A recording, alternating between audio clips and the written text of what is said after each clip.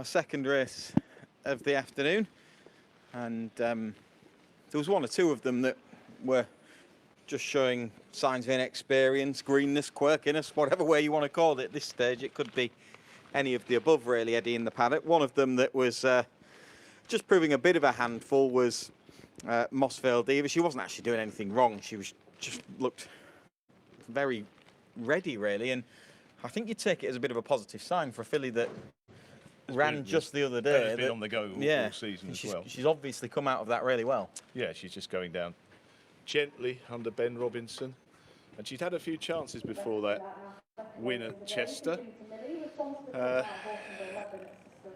and just curled up a little bit at Catterick on a previous occasion over her first attempt at 6. But round the bend at Chester, the trip wasn't a problem for her. So I could see her being a little bit vulnerable late on here, especially if Ben asks her to go quite early, which may be the case. She's held her form really well and put up a consistent run of figures, and she's definitely the one to beat. And everything looks right for a good run.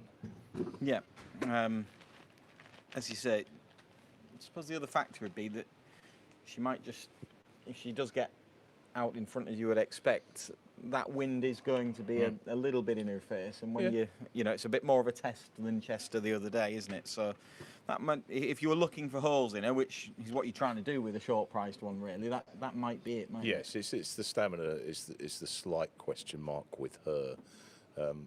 She's not got an enormous amount in hand of the rest of the field on form. In terms of ratings, U-Turn has the highest one, but also has the extra weight to carry. Yes, he has to give £5 to, for instance, Mossvale Diva. He's been kept busy like her, and was in action just 3 days ago at Musselburgh, where unlike when he won, his one win came at Beverley when he was able to make the running from the horse who finished second in the first race, Star Noir. He hasn't been able to dominate so much in his more recent starts, and in fact, if anything, he's been outpaced and looking ready for this 6 furlongs. Another one who turns out quickly is Dream More, who was in quite a deep-looking nursery behind an impressive winner in Swordmaker the other day at Donny. Had shown a good bit of promise in 3 starts before that, finishing third twice at Beverley and then at Ripon. He does look like a horse that's going to see how out his races pretty strongly. I kind of looked at him and thought that he'll get further to some extent, and if you're looking for a finisher to maybe grab Mossvale Diva, he could be one. And if there's anything here in the terms of value, certainly Dream More at double figures looks a very fair price.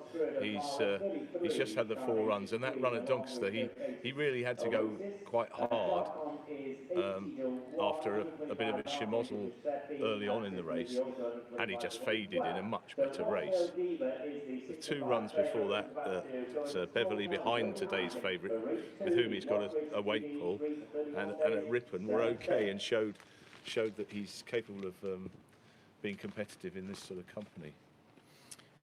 Willowing Hern is another one that stays a little bit further, but she's got a bit of ground to make up with Mossvale Diva on that Catterick run, and only a small pull at the weights.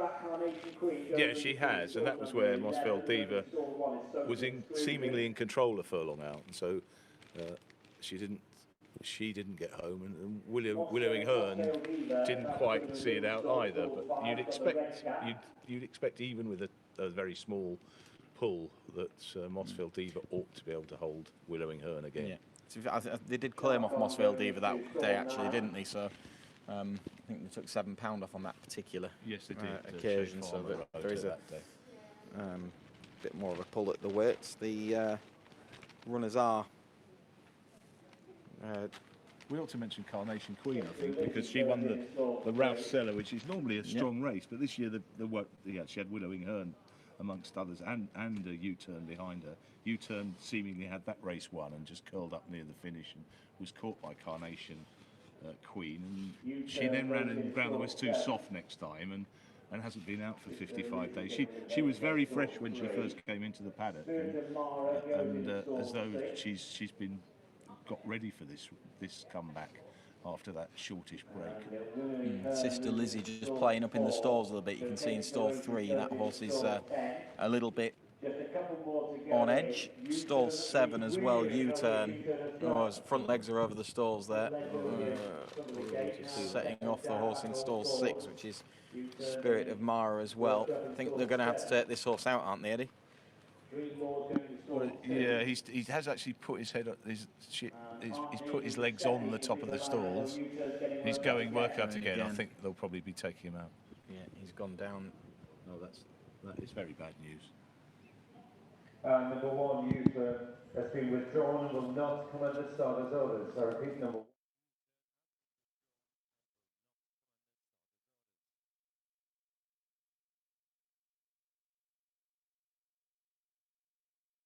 But let's get up to Darren. Thanks, Chris. Yeah, so U-turn is basically on his feet. He's been taken away from the stalls.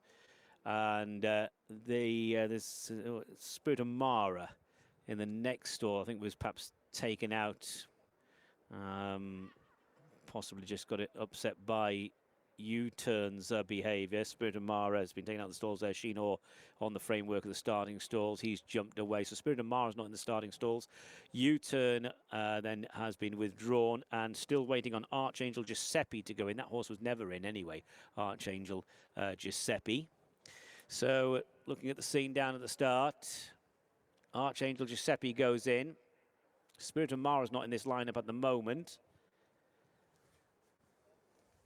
And Spirit of Mara's going into stall 6 now. So they're going without number 1, U-turn. And Spirit of Mara's in. All in. And they're off. So they're racing over 6 furlongs. Dreammore and Sister Lizzie with the last 2 away. Mossvale Diva began well with Willowing Hern in the blue and yellow jacket. Right there is Social Exclusion racing handily. Spirit of Mara is just in behind the Principals, followed by Dreammore. Then Archangel Giuseppe in company with Showcases Oasis and Carnation Queen. Sister Lizzie's being pushed along and Charcon is the one getting outpaced. This Mossvale Diva taking them along by a good couple of lengths, followed by Willowing Hern in second. Showcases Oasis and Social Exclusion are racing together. They're being followed by Carnation Queen, is being pushed along. Then Spirit of Mara, followed by Dreammore. Further back to Archangel Giuseppe, clear of Sister Lizzie, and then Charcon. Inside the final 2, it's Mossvale Diva, the leader from Willowing Hern. They're split by around about a length and a half, could be 2 lengths now. And then Carnation Queen trying to stay on, followed by Showcases Oasis. Less than a furlong to go, and it is Mossvale Diva finding plenty in front. Mossvale Diva running on strongly here by a good couple of lengths, being chased by Willowing Hern in second place. It goes to Mossvale Diva, Willowing Hern in second, and third is Archangel Giuseppe. Making it a 1-3 for Brian Ellison. Mossvale Diva beats Willowing Hern into second. Archangel Giuseppe finishing in third. But Mossvale Diva, we said beforehand, Eddie, that, you know, how strong would she be through the line over this trip on a straight track with a wind that was going to be slightly against her, but she was really strong in that department. A really good response to Ben Robinson's urgings late on when Willowing Hern looked a bit of a threat. They had the race between them from a long way out. Dreammore got trapped behind the 2 James Owen horses near the rail and couldn't get out, and when he did, he couldn't get near them, and it was left for Archangel Giuseppe, the second string of Brian Ellison's, who'd shown a little bit of speed at Newcastle on his first start, but nothing more than that to show what looks like significant improvement first time on turf. Yeah, it was a big step forward from previous starts. Reminder, they went without U-turn, but Nick Bradley's team have won it. They were in 3 of the first 4 at this point, but the other 2 not good enough to lay a glove and end up dropping away a little bit. The first 2 had the race between them from a very early stage. I did wonder briefly whether Willowing Hern was going to put down a little bit more of a challenge. She's run well. She likes this track clearly.